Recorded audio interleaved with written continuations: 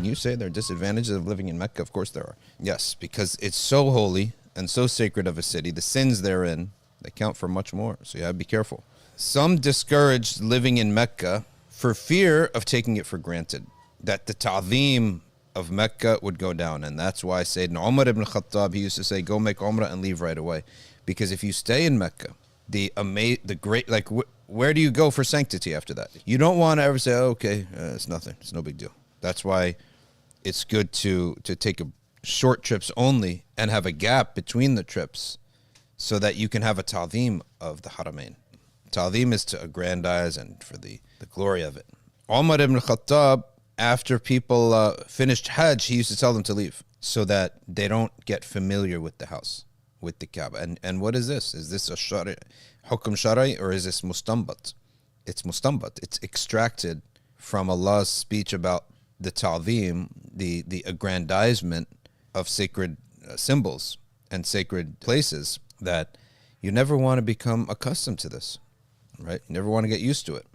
And that's why people who are excessively wealthy, like beyond the norm, they're actually messed up in the head because they have no standard. Like, what's the standard? They don't know what a hardship actually is. And so you see a lot of them who have sound minds. What do? They go into like travel to very poor countries because what they're yearning for is a balance. I need to stabilize and really understand the standard. It's human nature to crave balance.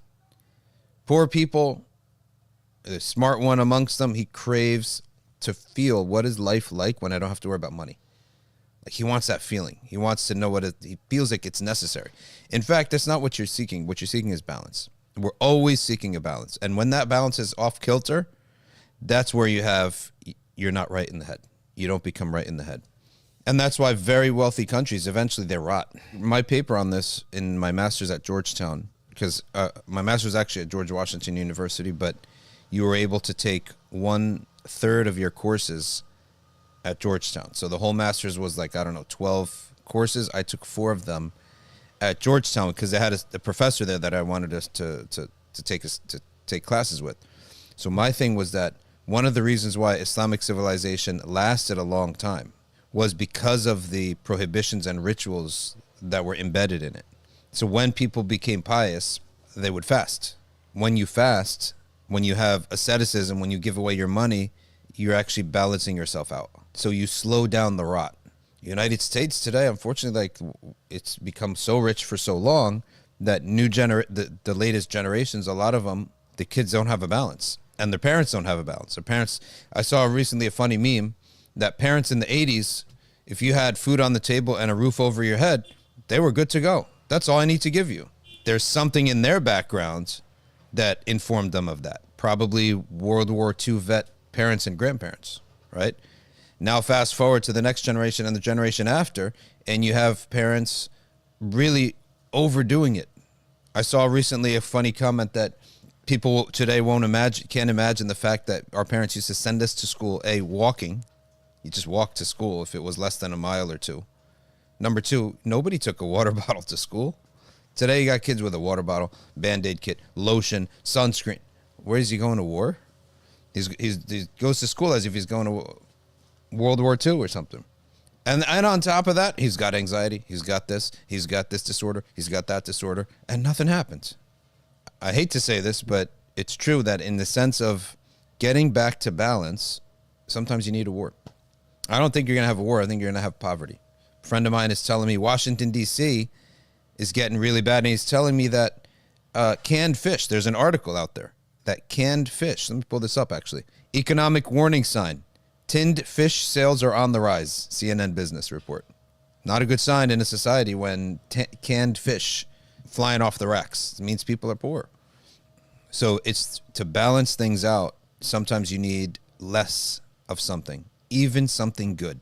And in the realm of spirituality, if you notice in ibadat, if you notice in the fiqh and the understanding of Malik ibn Anas, he limited things and he limited them to give it value.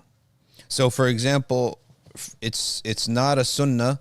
For Malik, it was not a sunnah to do any jama'ah prayer, nafila, sunnah, except tarawih.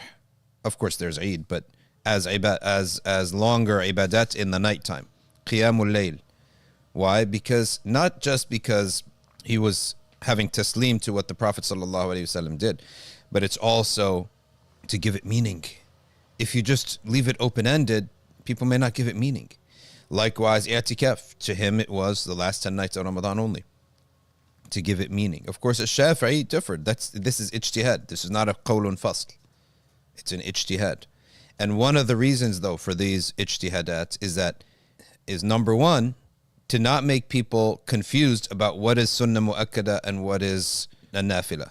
The common person may be confused. Number two, you don't ever want to make people feel guilty unless it's a sunnah mu'akkada.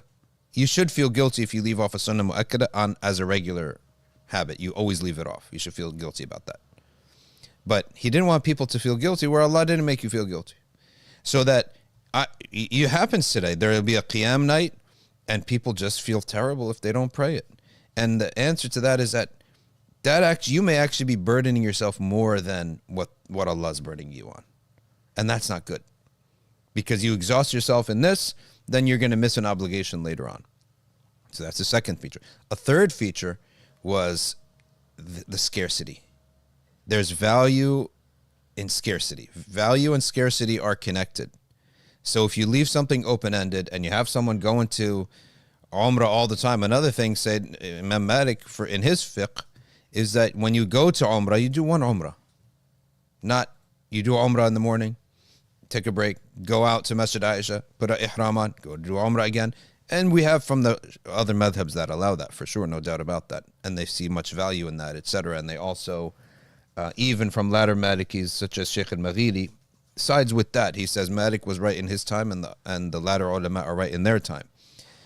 But I like what Malik said here because of scarcity. If I do a Umrah trip and I have one Umrah to do, not only this, Malik said one Umrah per year. Oh, go again and go again and go again. La. So if I get one shot at this, I'm going to milk that Umrah and squeeze it, and really the scarcity is going to make me really appreciate it. But if I go to Umrah and I got 4 days in Mecca, I'll do another Umrah tomorrow. You water it down. Umar ibn Khattab himself, he's recognizing the value of scarcity. That's why Sayyidina Umar would push people out of Mecca and also discourage them keep coming every year for Hajj and every year for Umrah because it will become familiar. Why is it that children of shuyukh oftentimes don't even take knowledge and deen? They have no fervor for it. If a sheikh has like 5 kids, one of them is not going to have any fervor for religion because it's so familiar to him. It's so available. Is there an American here who truly values water, gets excited when he sees water? Of course not. It's like a given. There's water everywhere. You go anywhere today, they give you a bottle of water. So there are places, wow, a clear cup of water has value to them. So same thing.